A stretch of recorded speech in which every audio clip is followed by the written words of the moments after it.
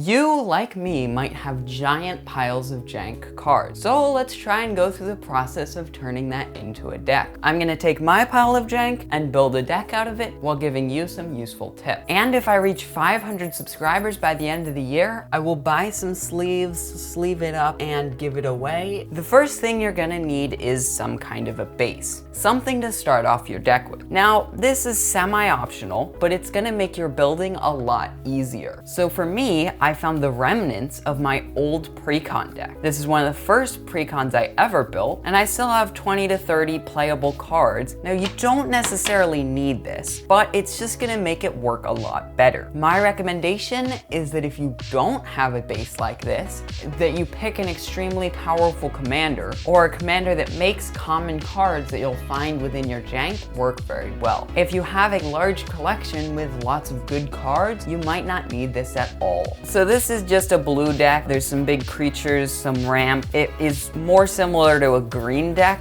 than a blue deck. I'm just gonna start looking through my Jank. In order to start identifying what theme you want to build, you're gonna have to basically think about what's in your collection. If you have a base like I do, or you have a commander, then it's gonna be pretty easy to identify which cards are good. Otherwise, you're just gonna have to look through tons and tons of cards until you find some sort of theme or some sort of idea. If you're stuck in this spot where you don't know what you want to build, I would recommend just pulling every card that's somewhat playable to the side until you start noticing a pattern. A lot of people have their collections in a few sets, so maybe a theme from those sets would work. So I'm just gonna start looking through this and pick every good blue card that I see. Quickly looking through cards and recognizing which ones are good and which ones are bad is a skill that takes time to learn. Doing this should help you speed up, and at some point you will get relatively quick with it. But the most important thing is to just look at the color identity and skip over cards that are not within your color identity.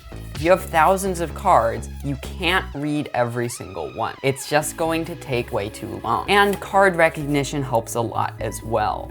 If you already know what a card does, you can easily sort it into a different category. Another thing I would recommend, if you have a very large collection like I do, is having a good card box. So you'll take all the cards that are actually playable and put them in a specific box rather than just having them distributed throughout your collection. It makes it a lot easier to search for specific cards and a lot easier to find good cards if you're looking for them. This will slightly slow down your deck building, but it should be worth it. Ooh, I found a section of foil cards. I think I'm gonna grab all my foil cards and put them together now. I'm basically looking through my entire collection, so having some sorting in while I'm doing this is gonna be helpful to future me. If you've already sorted your collection, it's gonna make it a lot easier. I wouldn't necessarily recommend that you sort your entire collection. It's a lot of work, and it's not very often that you're gonna be looking through everything. It's probably not worth your time, but grabbing a few cards and putting them to the side can really be nice. I've gotten to a point where I can look through piles of cards, not read a single one, and still find every playable card. I honestly don't know how it works, but if you practice enough, I'm sure that you will gain the same skill. As you're looking through your own collection, you'll probably see yourself speed up. Another thing to think about is where you draw the line of what cards you pull out. Ultimately, this depends on how big your collection is and how good the cards in your collection are. So if you have a giant collection with tons of good cards, you can be extremely selective. If you end up with 100 non-land cards and you have to remove 38 of those to make room for lands in your deck, that's perfectly fine. I'm sure that there will be plenty of janky cards that you can get rid of. That's not a bad thing, it's just very likely to happen in this situation. There are a lot of cards to look through, so you need to be very careful because you don't want to look through something twice. I would look through things one box at a time. Once you are done with a box, put that box in an entirely separate location. It should not be easy to confuse. So this pre-con started off kind of as a good stuff deck. Good stuff doesn't really work in this situation. There's just not gonna be very many good cards that you find within your deck. So I'm trying to think of what I can do to make that better. I would also keep an eye out for valuable cards. You might just be looking through your collection and realize, oh, there's a $20 or even a $40 card just sitting there, and you had no idea. You can take these cards and put them in your trade binder or trade them in. This should help you get some pieces for your deck by trading for them. When you don't want to go and buy cards, trading for them can help a lot. I did it. I looked through my first long box. Took me about 25 minutes, which means that looking through all these cards is gonna take me quite a while. I'm gonna put this in a different spot so that I don't end up looking through it again. All right, I got another box. I think I'm gonna try setting it up slightly differently. Oh, this one's quite full. By the way, the details for giving this away are in the description, but if I don't reach 500 by the end of the year, I'm keeping this deck. So subscribe. All right, my camera is now giving me a memory card error, so there goes that camera. We're down to 1. But the build continues. This is not the only deck that I've built this way. My feather deck was taken apart and then I put it back together and went through my collection to find some more cards. My Krav and Regna deck was also built in this way. The commanders together worked well enough that I was able to build an entire deck out of them. Ooh, a Lorthos. I wonder if Lorthos would make a good commander. Ooh, I just found some more good cards. It really can surprise you what you'll find in your collection. Building a deck this way does take a good amount of time, and you'll end up with less optimal picks than if you built it online. But, you know, this is free. This also gets harder every single time you do it, because the cards get used up. I would not recommend doing this multiple times in the same color identity. I've never built a blue deck solely out of my collection before, so I should have enough blue cards to support it. Once I've used up all these cards, making another blue deck just wouldn't make sense.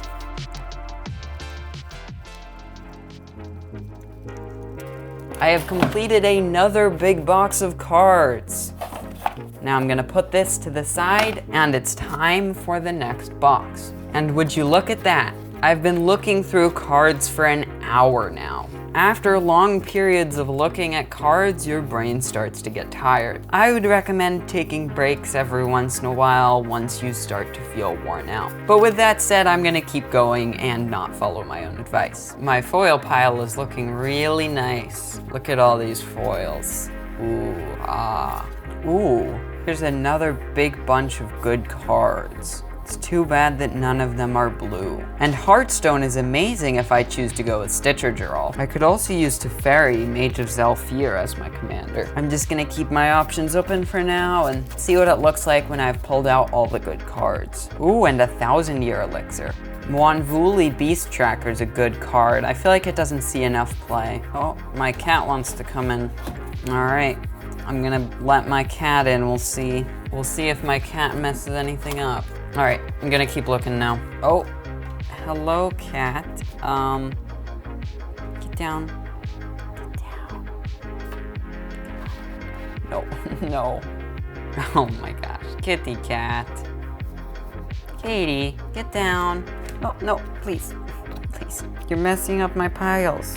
Aw, she's just so cute. Ooh, a burgeoning. Platinum Angel seems good. All right, and I have completed my third of this type of box, which is all of this type of box that I have. Now I just have various types of long boxes, not the square kind. I'm gonna get this out of the way. Uh-oh, I almost dropped it. That could have been bad. Ooh, a Force of Vigor. Royal Elemental could be good in this deck. Ooh, a Nim Death Mantle. Ooh, Insight. I love this card. Definitely going in. Ooh, and a Mirror Image. And a Factor Fiction. Oh my gosh, my old Charade deck. I completely forgot about this. I wonder if the pieces are still there. Maybe I could make another video like this, but rebuilding my Charade deck. That'd be cool. Crashing Drawbridge is also great. Seems like I'm done looking through this box. Time for the next box. Phyrexian Ingester is amazing. Time for the next box. This one's a long one.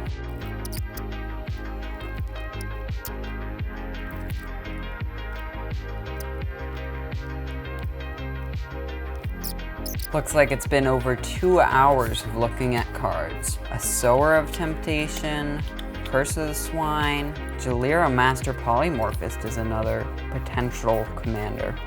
All right, I've looked through this box. Let's close this up and get it out of the way. right, and we begin on the next box.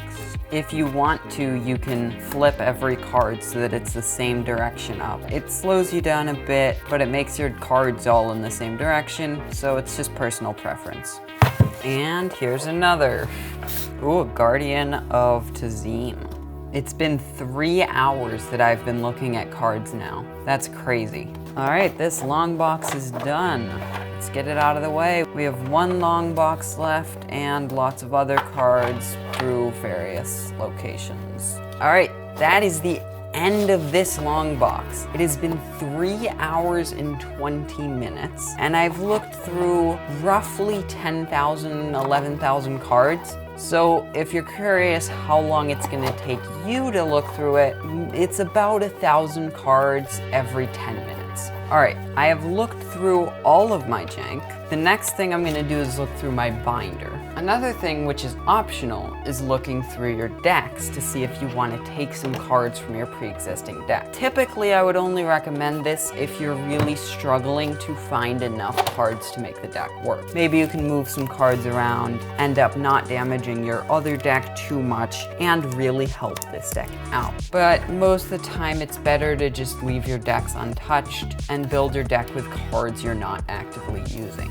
In this case, I have plenty of cards for the deck, so I'm just not going to touch my other decks. I'm gonna look through my binder for a moment, see if there's any good cards that I would like to run, and of course there are. Then I'll have all the good cards in my deck so I can start figuring out which cards I want to include and which ones I want to get rid of. Now I have every single good blue card that would work within this type of deck. Now let's figure out which commander I want to use. It looks like I have 4 different options for commander. Stitcher Geralf, Teferi, Mage of Zhalfir, Lorthos the Tidemaker, and Jalira, Master Polymorphist. I don't want to do Lorthos because it's 8 mana, it's just too expensive. Teferi can be used as like a stacks thing. I don't want people to think it's that. It's just a janky deck. Plus, I don't really care about my creatures having flash. I just don't have enough ways to take advantage of that, so I'm not going to build that. That leaves Jalira and Stitcher Geralf. Jalira is going to sacrifice creatures to get a non-legendary creature. I don't really have too many powerful things to flip into, so I think I'm going to go with a Stitcher Geralf as the commander. Plus, when I do that, I actually have several cards here that take advantage of untap, so I can run those. All right, now I'm just gonna run through this and see which cards I wanna run. It's not too difficult to make a deck when you have a pile of roughly 150 non-land cards. Try and pick a powerful commander that works well with your strategy. Draw, ramp, and removal are much more important because the draw, ramp, and removal you have aren't gonna be as powerful as usual. So you need to run more of them to compensate. It can be harder to win the game since you're less likely to have combos or win conditions, so just make sure you're thinking about that while you're building the deck. I would not recommend running more lands than you should. Just try to stick between the 36 to 38 range unless you have a specific reason. All right, this is starting to look good. I'm gonna count how many cards, non-land cards I have to see where we're at.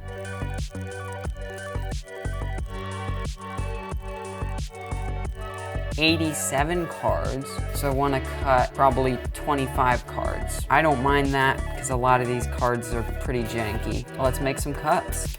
I'm gonna sort this by CMC so I can get rid of some of the big stuff. A lot of these big stuff we're not necessarily gonna be casting. I'm gonna try and keep that in mind. Some of it we're just gonna be getting back in Stitcher Geralf form.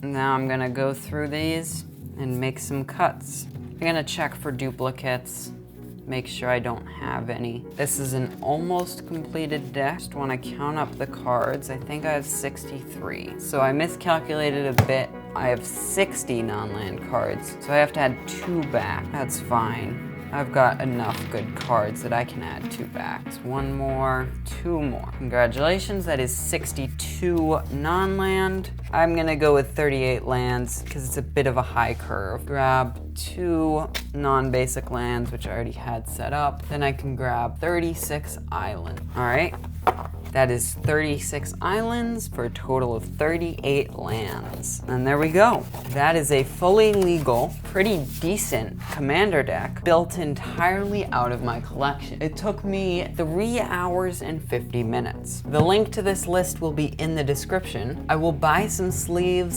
sleeve it up, and give it away if I reach 500 subscribers by the end of the year. If I don't reach it, then I'm keeping the deck.